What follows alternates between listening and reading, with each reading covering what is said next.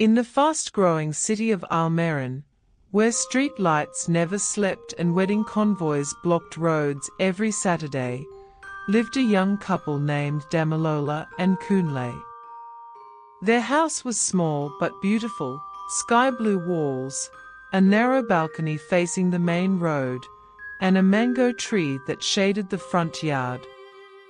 From the outside, people admired them. But behind the smiles, their hearts carried a burden too heavy to talk about. Damilola and Kunle met during their national youth service in the same school. Kunle was a soft-spoken accountant with a big dream of starting his own firm. Damilola was a calm, prayerful caterer whose food made people cry with joy. Their love grew quietly, no drama, no cheating, no lies. After 3 years of courtship, they had a proper wedding in a rented hall downtown, registry marriage, church blessing, traditional rites, everything done correctly. They became known among their friends as the only legitimate couple among us, because every other relationship in their circle. No marriage, just dating. Their friends joked about it. Ah, Daddy Kunle and Mummy Damilola, oh. Pure married people. Everyone laughed, including Dami. 6 months after the wedding, news began breaking in the friend group. Tai got pregnant, without marriage. Sola got pregnant, without marriage. Nike was pregnant too, no wedding yet. Soon the WhatsApp group started looking like antenatal clinic updates. Ultrasound photos everywhere. Gender reveals. Fatigue complaints.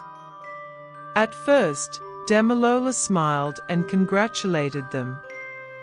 But inside, she whispered prayers at night. Lord, remember me. Months passed. Her arms remained empty. Their first anniversary came. Damilola expected maybe a baby bump for their celebration pictures.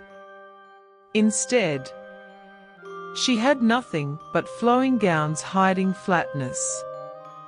Meanwhile, those who mocked marriage now had babies crawling on their floors, even the ones who once said, "We are not ready for family life," started saying, "God does his own timing."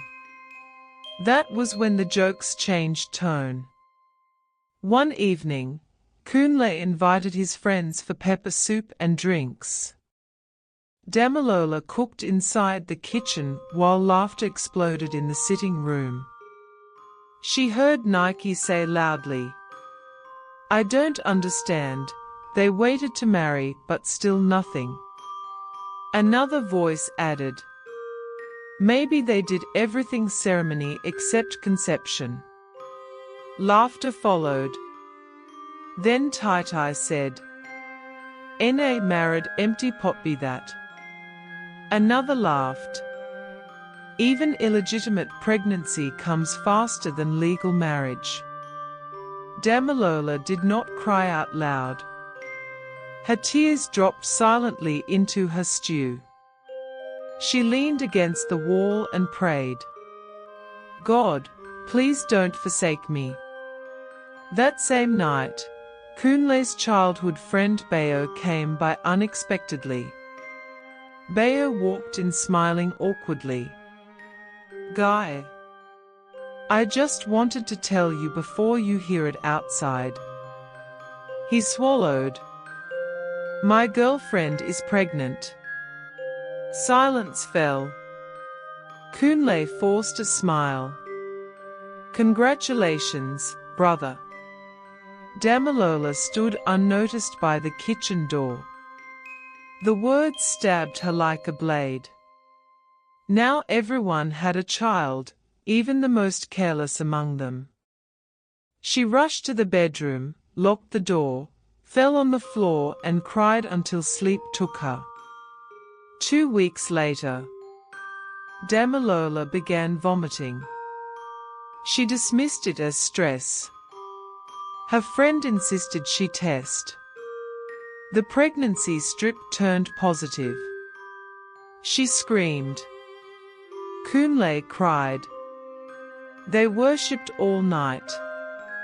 But joy didn't last. At 4 months, Damilola collapsed at work. She was rushed to the hospital. Doctors delivered the news. You lost the baby. Her heart shattered. She felt cursed again. Her friends didn't help. Someone even whispered, "See, even when pregnancy finally comes, it doesn't stay." Another added, "God maybe doesn't want her to carry children." Damilola went silent. She stopped visiting, stopped answering calls, stopped smiling. She only prayed. 3 months later, something changed. Dami felt different, less tired, her body warm. She tested quietly this time, preparing herself for disappointment. Positive again. She told nobody except Kunle. They prayed in secret for weeks. Even when her stomach started showing. She wore loose gowns. No announcements. No posts. No baby showers. Not until doctors confirmed. The baby is healthy. Her walk changed. Her glow returned. Before year's end, delivery came suddenly at midnight. After hours of pain, a cry broke the air. A baby girl. Healthy. Beautiful. Strong. Damilola wept uncontrollably. Kunle shouted, "God has done it." They invited everyone, friends, neighbors, mockers. One by one their so-called superior friends arrived. Silence hung in the hall. The same mouths that mocked her now stood speechless. They couldn't meet her eyes. Their conscience weighed heavy. As drums played, Kunle took Damilola's hand. They danced. They danced like people who had survived the sea. They danced like people whose shame had turned into praise. And the crowd whispered, "Her God is real." Damilola stood holding her baby and said, "I cried when you laughed at me, but I danced when God answered me." Moral of the story: never mock someone's waiting season. Delay is not denial. What God is building quietly often shocks the loudest mockers. Legal marriage with patience beats hurried shortcuts. If this story touched your heart, don't forget to subscribe for more powerful African folk tales. And always remember, your season will come.